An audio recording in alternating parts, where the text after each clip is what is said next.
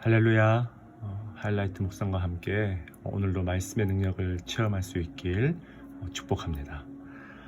사도 바울은 계속해서 이 공동체 예배에서 일어날 수 있는 문제점들을 지금 다루고 있죠. 특히 이 12장부터 이 14장까지는요, 흔히 우리가 카리스마틱한 은사들을 받았다고 주장하는 사람들, 다른 사람들의 눈에 더욱더 영적으로 신령하게 보이고자 하는 이런 사람들이 일으키는 그런 문제를 지금 바울이 다루고 있습니다. 이전 본문에서 바울은 삼위일체 이 하나님을 통해 이 이슈를 다루었죠. 성부, 성자, 성령 하나님이 서로 다양한 모습으로 구원의 역사를 이루어 가시지만 그 본질이 하나이듯이 주의 몸된 이 교회도 마찬가지라는 거예요. 다양한 은사가 우리 각자에게 주어지지만 모두 다 한 가지 목적을 위해서, 그 목적이 무엇입니까? 바로 교회를 세우는 것이죠. 빌더. 이것을 명심할 때 건강한 교회가 될 수 있다는 거예요. 오늘 본문에서는요, 이제 이어서 바울은 같은 논의를 이제 이 몸의 비유를 가지고 주장하게 됩니다. 기본적으로 뭡니까? 이 바울은 몸은 하나라는 사실을 굉장히 강조하고 있어요. 12절에 몸은 하나인데 한 몸인과 같이, 13절에도 한 성령, 14절에도 몸은 한 지체다. 그리고 이제 20절에도 몸은 하나다. 이 하나, 삼위일체 하나님에서 여러분 일체를 버리면 어떻게 됩니까? 굉장히 위험한 이단 교리에 빠지게 되듯이 이 몸에도 뭡니까? 생명이 여러 개가 아니라 한 몸이, 이 한 몸의 생명이 하나라는 사실을 놓쳐버리면 이 몸이 정상적으로 기능을 할 수가 없다는 거예요. 우리는 참 다른 존재였어요. 유대인, 헬라인, 종, 자유인까지. 바울이 사실 이 네 개를 지금 거론하고 있지만 이것을 우리 시대에 적용하면 뭡니까? 사는 지역이 다르고 교육이나 경제적인 수준이 다르며 모든 환경이 저마다 다 다른 자들이었어요. 그런데 우리가 어떻게 한 몸이 되었습니까? 이 한 성령 때문에. 여러분 참 놀랍죠. 이 성령이 한 분이시기 때문에 이 성령을 받아들인 자는, 이 성령을 마신 자들은 신비한 이 연합을 경험하게 된다는 것입니다. 그런데 남들보다 더 나은 은사와 선물을 가졌다고 더 돋보이기를 원하는 자들은요, 은연중에 이 연약한 자를 무시하게 되는 거예요. 연약한 지체로 이 상징되고 있는 이 발이 이렇게 말하는 거예요. 저 손 좀 봐봐. 저렇게 아름답고 많은 일을 하고 돋보이는데 나 같은 발은 이렇게 몸에 붙어 있을 자격이 없구나. 귀도 마찬가지죠. 여러분, 이렇게 만약 공동체 내에서 어떤 연약한 자로 하여금 뭡니까? 이런 15절 16절과 같은 생각을 하게 만든다면 그 공동체는 굉장히 위험한 지경에 빠져 있다는 거예요.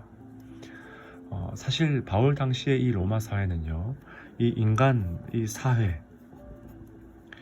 사회를 몸에다 비유하는 것이 굉장히 흔한 일이었습니다. 손으로 태어난 자는 손의 역할을 하고, 발로 태어난 자는 발의 역할을 하고, 각자 그 자리에 조용히 머물러 있을 때, 감히 다른 자리를 넘보지 말고 일종의 운명론이죠. 마치 부품 다루듯이 사회 질서 속에서 조용히 머물러 있을 것을 권하는 이 강력한 수사학으로 이 몸의 논리를 사용했다는 거예요. 자, 그런데 바울은 다르죠. 바울은 이 몸의 논리를 그대로 가져와서 지금 교회를 비유한 것은요, 지금 논리의 출발점은 같지만 결론이 완전히 다르다는 거예요. 오히려 기존의 이 사회적인 논리를 뒤엎어버리는 방향으로 바울은 이 교회의 복음을 이야기합니다. 22절이 가장 중요한 저는 핵심 구절이라고 생각하는데요. 22절에서 뭐라고 말합니까? 더 약하게 보이는 몸의 지체가 도리어 요긴하다. 여기서 이 요긴하다라는 말은요, 헬라어로 아낭카이오스, 굉장히 필수적이다, 그런 뜻을 가지고 있어요. 영어로 표현하자면 essential, 즉 없어서는 안 될 가장 중요한 핵심, 이 코어와도 같다, 그런 뜻을 이 아낭카이오스라는 단어가 가지고 있다는 거예요. 자, 바울이 지금 어떻게 논리를 쌓아가는지 봅시다. 21절에 보니까 눈이 손들어, 야, 너는 나보다 중요하지 않으니까 너는 쓸데없어. 또 뭡니까? 머리가 발더러, 너는 나보다 덜 중요하니까 너는 쓸데없어. 이것이 그 당시의 사회 질서를 반영하는, 강조하는 가장 전형적인 논리라면요, 바울은 이 21절을 이 논리를 21절에서 부정할 뿐 아니라 22절에서 더 극단적으로 이 복음에 가진 이 능력을 제시하는 거예요. 아니야, 약한 것이 오히려 이센셜한 거야. 그죠? 오히려 그것이, 이 약한 것이 정말 교회를 교회되게 하고 복음을 복음답게 하는 가장 은사적인, 다시 말해서 가장 카리스마틱한 그런 지체가 되더라는 거예요. 이 구절을 가리켜서 몰트만이라고 하는 유명한 신학자는요, 이런 말을 했습니다.